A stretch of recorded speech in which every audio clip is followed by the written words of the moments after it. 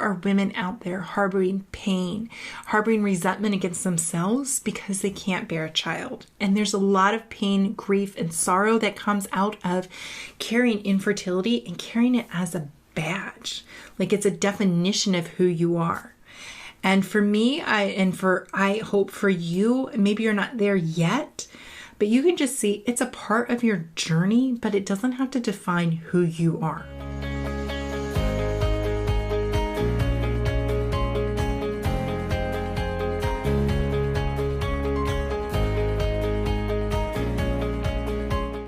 So FYI, to be completely transparent about who I am and how infertility has impacted me, I have never once been able to conceive, but knowing that this is just not how my body's going to function in this way, like I never got into a deep, sorrowful place about my infertility because instead I went to a place of thinking God has made me different.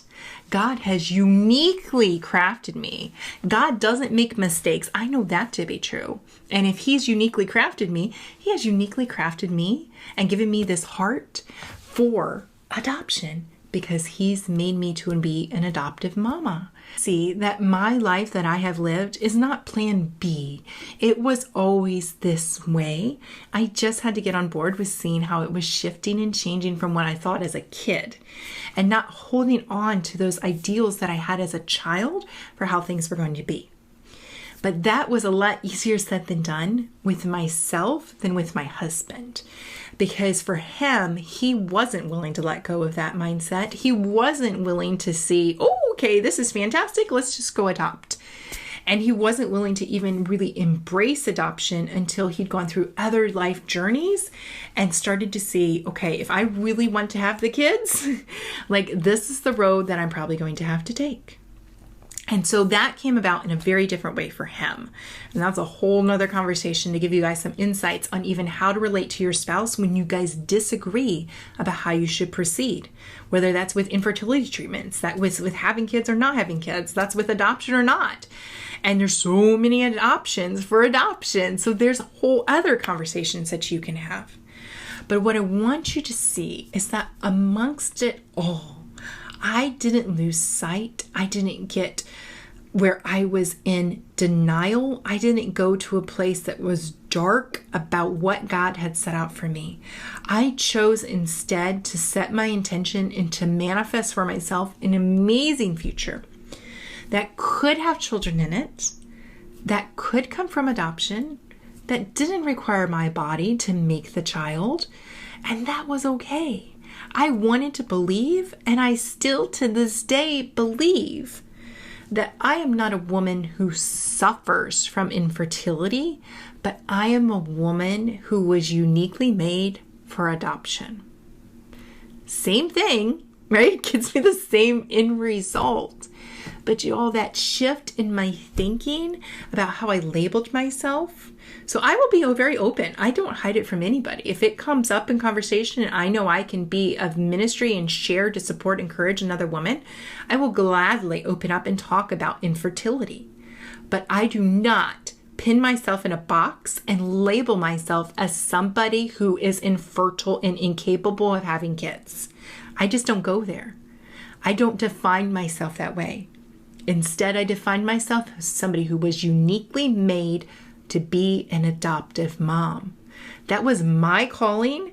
My journey to getting there involved infertility, and my amazing presence that I have been able to embody, to embrace, and to be excited about is my journey to becoming an adoptive mom, to fully embodying what that looks like in my life, has not only impacted the lives of 3 children, but it has transformed my life, and it has given me an amazing way to see how God works very uniquely and crafts such amazing stories that we can't even always see possible.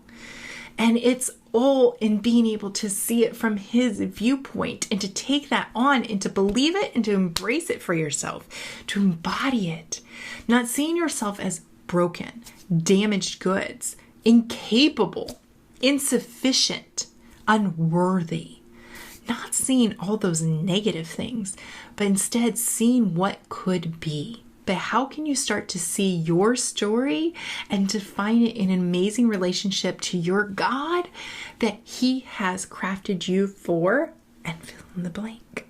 He might have crafted you for an amazing journey through infertility treatments. I don't know another way to say that without saying that word. I hesitate sometimes to say infertility so much because there's so much I know that comes up with that word. I want you to see how you are still uniquely made. You are amazing. You have so much potential and capability and value exactly how you are. This is so true of you. This is true of me. It's true of all of us as God's creation.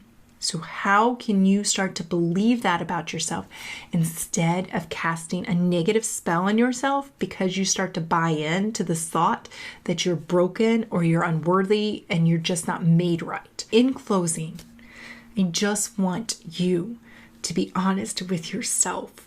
Take time. One of the things we talk about in life coaching is taking time to get all our thoughts out of our head and onto a piece of paper so we can see them clearly. This is a really good time and a great exercise to do with all the thoughts that come up when you think about infertility and connection to yourself. How do you label yourself? What are you thinking about yourself? And how are you casting judgment or harboring negative thoughts and feelings about yourself because of the infertility?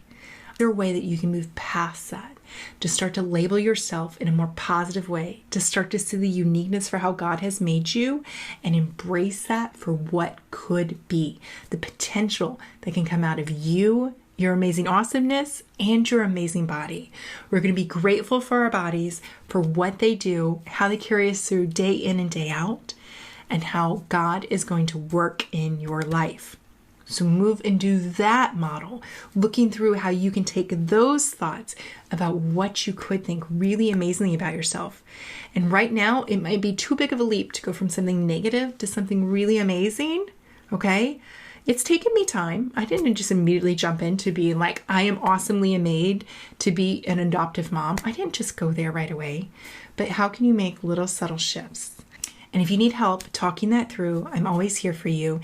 You can click the link in the description and that will take you to an exploration call and we can talk and work through this.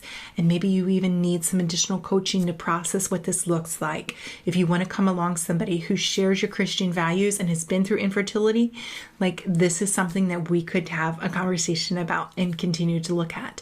But knowing that the foundation here is how you can align yourself with how God sees you, which is so amazing, versus seeing yourself as unworthy or incapable.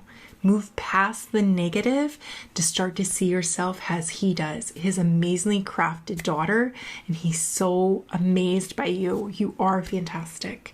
I just want to speak that over you again and again and again until you start to cling onto it and believe it, because it is real.